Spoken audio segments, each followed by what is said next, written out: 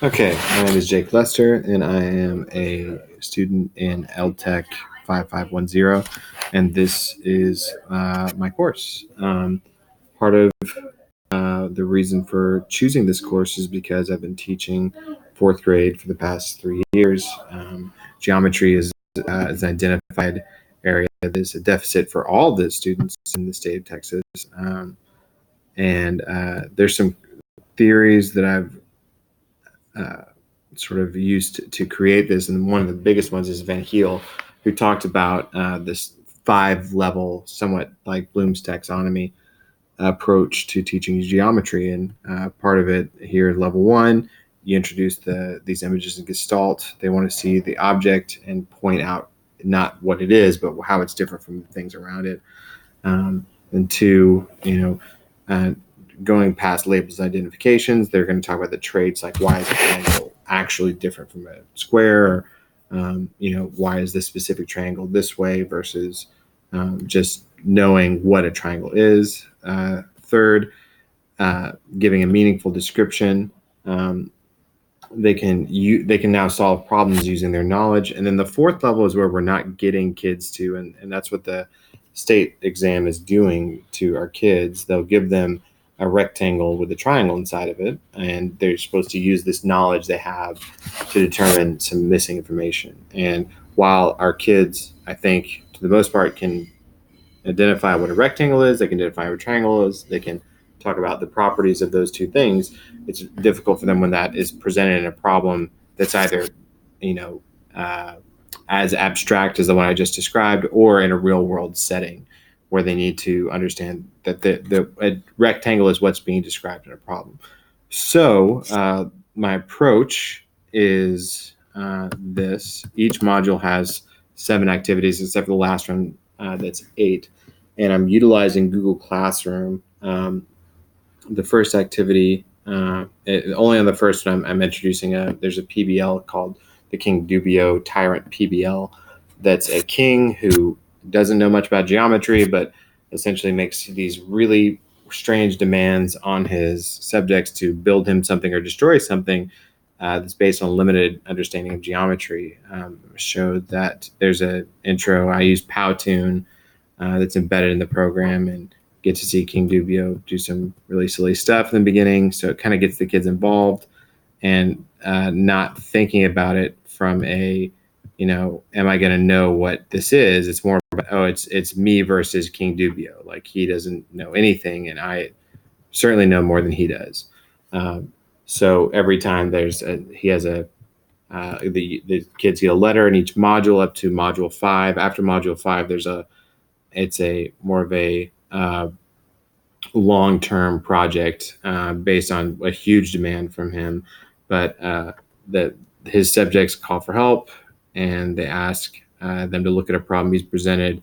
In this first task, he's misidentified what a line is, and in our term of line of sight, he thinks that if his architects say he has a line of sight to a mountain from his castle, well, that should never end. So he needs to blow up the mountain to blow up the back of his castle to actually have a line of sight. So they need to write a letter. The letter is here to the king that sort of has them. They identify the vocabulary they've learned, and they sort of explain how they would solve his problem. Say, hey, a line isn't the only thing you need to think about with geometry. There's segments and rays and everything else. And so the kids, instead of answering a multiple choice question, they have pretty involved sort of way to explain what they know about geometry. And I think that first activity, that's really important for kids to not just regurgitate definitions. It's more about, can they use their knowledge to actually solve a problem, even as crazy, unrealistic as the one I presented. The other parts of the course are Google Classroom does a really good job with HyperDocs, and it's really easy to create one. So what I've done is I made a slideshow using Google Slides, and essentially every first activity on the modules are opportunities for the kids to recreate the slide show with their own information. And this first one is certainly that way. Like, I made it, we're talking about points. Points are neither large or small. They're infinitely large and small. So a point in geometry is wherever you are, as from a general non-specific place in the universe to where you are specifically, so the kids kind of get to share with each other, well, this is where I am, with their own slideshow about like, I live in America, I don't. I mean, this is obviously a distance learning platform. They could be from all over the world. And they're supposed to fill in their own information here, and there's instructions on that. I give them a little video template on this slide here about how to use Snippet, how to replace photos in slides. So they should have a good understanding of what to do from the get-go, and that will prepare them for later activities where they need to do. And they don't really necessarily recreate a slideshow that I made. There's embedded questions in modules. I actually show you what that looks like in module 2. But I think it's a good, it's a really good way for kids to not just, regurgitate information. It's a way for them to like actually use what they know to show what they know. I'll come back to that in a second. So the second activity, the second activity is the King's task, the PBL. The third activity is is going to be another kind of a HybridDoc sort of activity that's sort of separate from either the slideshow and the King's task thing. The fourth is going to be Khan Academy, which I've cited some research. It's proven to be at least as effective as a personal teacher for remediation. So this first module, they're talking about line segments, lines, rays, planes, and things like that. So I want them to watch Khan Academy videos on the same instruction and then submit a screenshot of the last frame to show they watched it. It's just another approach. Some kids will get more out of it, some kids won't, but I think the kids that possibly fall behind or don't get it the way it's being presented have another shot in this way.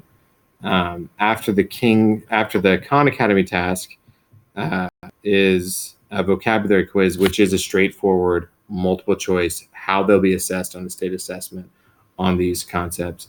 And the last two are a little bit more open-ended, one being a Padlet. And Padlet is, on Canvas, you can do, discussions and forums and stuff.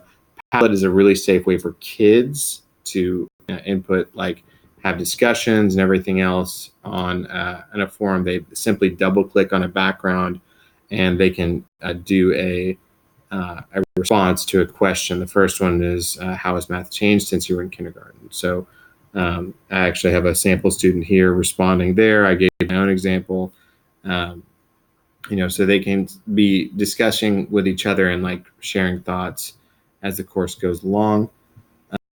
Those questions and prompts change every week. And then the final one is simply about your Prodigy participation. Prodigy is an online, completely free RPG game. And this is the intro screen. Like I started a new account to show, it looks a lot like Zelda or other, like pixel-based 2D RPG programs. And there's a little orientation period. And then the teacher who owns the profiles of the kids in the game, they can set specific math subject areas for them to practice as they work through Prodigy. The game itself is not math related, but in order to cast spells and to attack and to get upgrades and things like that, they have to answer math questions. So part of that is that some kids will get a lot out of this form of instruction and assessment, and it's just a kind of another level of that it's not graded based on their performance on this. You're graded on how much time you spend on it. So the kids are supposed to spend 60 minutes a week on this, which is 10 minutes a day. Which some will do far more.